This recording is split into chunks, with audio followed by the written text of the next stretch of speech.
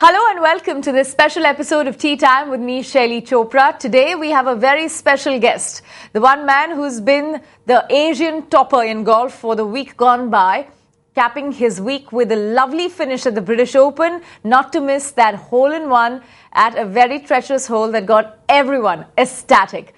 My special guest today will be Anirban Lahiri. Hole-in-ones are not something that you can plan or you can prepare for. They just happen to you. They're like gifts. Big Easy, Ernie Els wins the British Open 2012, bringing himself back in the game.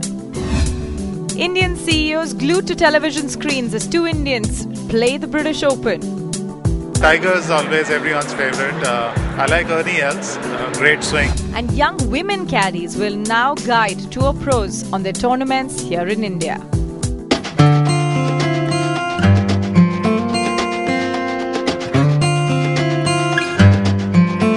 Anirban Lahiri is finally home after a stellar performance at the British Open 2012. Wearing his navy blue British Open t-shirt, he's soaking in the home atmosphere and enjoying some great home-cooked food by his mother. Weeks from now, a grueling golf schedule will keep this young Bengali on his toes, country to continent. Anirban's year so far has been a dream come true. He recorded a hole-in-one at the par 3 9th hole in the British Open's third round, striking a 9-iron 150 yards into the cup, sparking wild celebrations.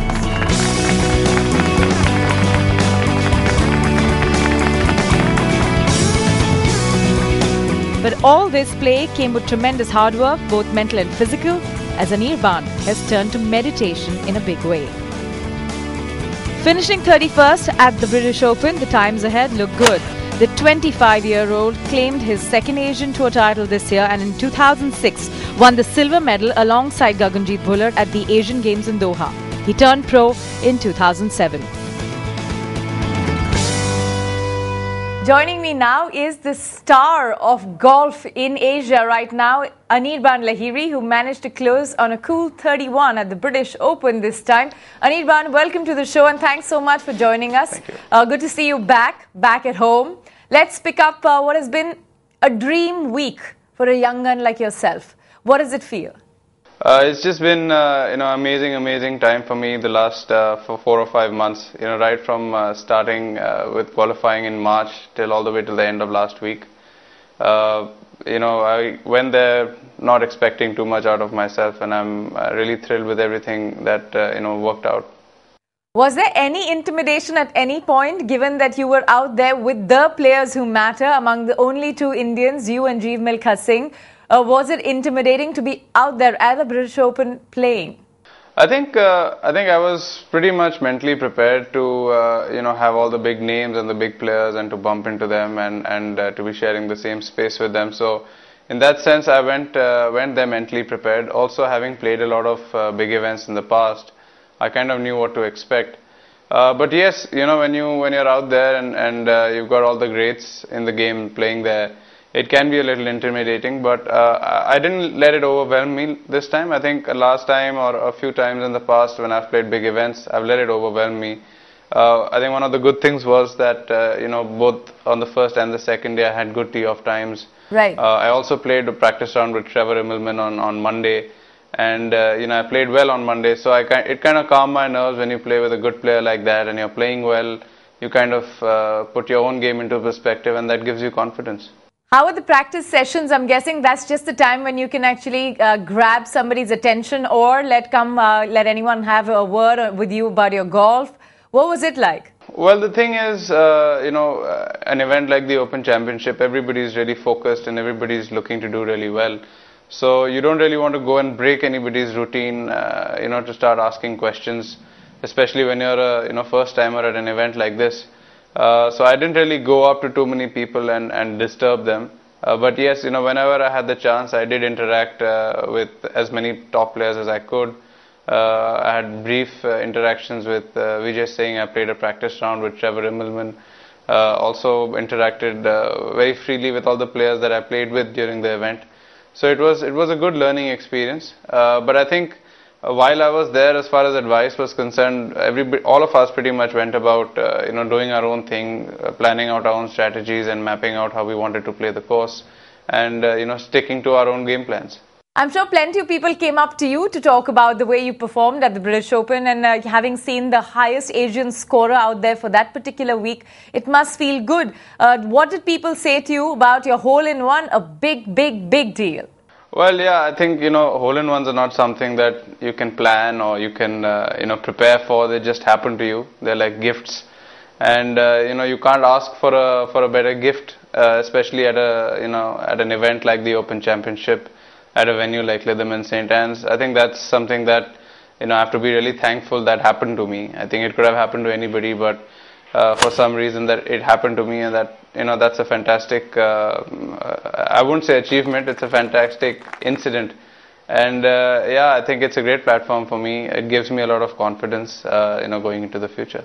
Anirban, what's your history been though with aces? Well, I've had a good relationship with hole-in-ones. My first hole-in-one in a tournament was in my first event on the PGTI in 2007 in the Built Open.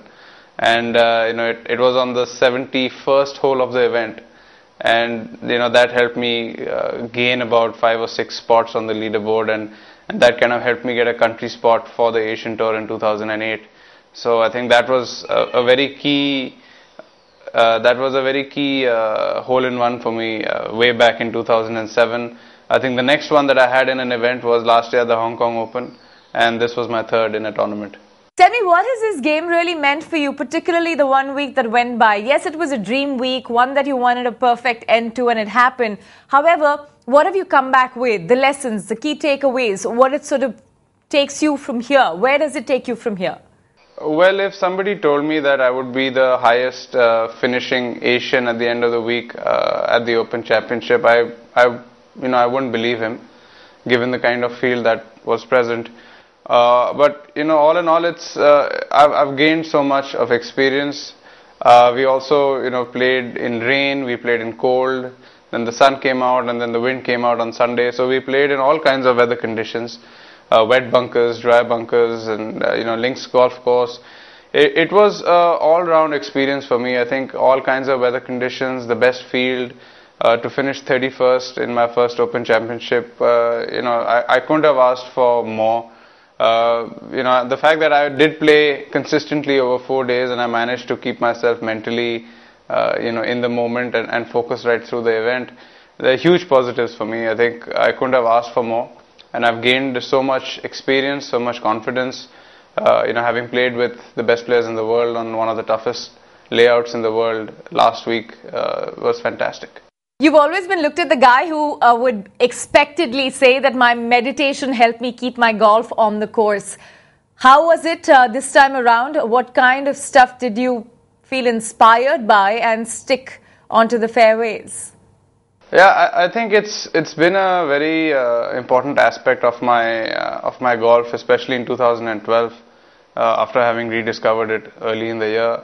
I stuck to my routines. The fact that I was able to squeeze in my meditation time every day, really helped me to set up for the day going forward. Into the round, whatever time. Like the first day, I teed off at 4 p.m. in the literally in the evening. And then we were back to regular time. So you can get ahead of yourself, at times like that, because you're watching golf on TV during the day and you're watching all these guys play these great shots. And so, in that sense, it was great that I managed to keep myself in the moment, and I managed to keep myself focused on what I needed to do and not get distracted, over the 72 holes. Who's inspired you on this entire meditation journey? Because you've been talking about it to me on my interviews with you for several times now. One wonders what led you to it, given that it's really supported your game. Both my mom and dad did this course way back in 2005, 2006. That was the beginning of it. Because of them, because of how they had benefited from it, I started doing it. But I think the kind of rewards or mental peace that I had gained from it in 2006, 7, 8, 9, that I started, to lose halfway through last year after my game dipped. kind of jolted me up and you know, just shook me up and said, listen, I mean, you're not at peace mentally, so how are you going to play good golf? So you better go back and relearn your meditation and get back in touch with that. And I think it was a bit of, you know, both my parents and my state of mind halfway through last year that pushed me into action early this year to go and, you know, restart this. And I'm really glad that I managed to do that. Talking of good luck charms, as meditation and focus has been for you, you've also been a huge fan of wearing green on the final round of your tournaments. It seems to have worked. You've had several victories and the best 2012 start as one has seen it in the season so far. Well, I don't know. I think I've had my phases right through my career. I think I went through a phase in my amateur career where I used to love wearing colored pants, whether it was acid green or turquoise blue or blood red or yellow.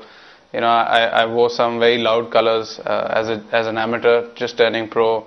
I was 19, 20 years old back then. Then I turned pro, and you know, things changed because you also start wearing sponsor logos, and you start you know, you have to respect all those factors when you're you know, dressing, because you have to make sure that, you know, you don't put anything into bad taste.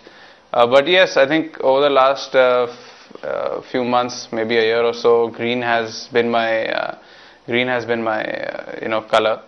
But going into the future, I don't know. I mean, it might just change to a blue or a pink or something else. I have no idea. But yes, green has been lucky for me this year. We're going to slip into a break, Anirban. At that point, we'll be back in a moment in this lovely conversation with the man of the moment in Indian golfing scene, Anirban Lahiri. I think I focus much better when it's harder. And just the knowledge that everybody's going to be struggling, you know, makes me push myself to the limit.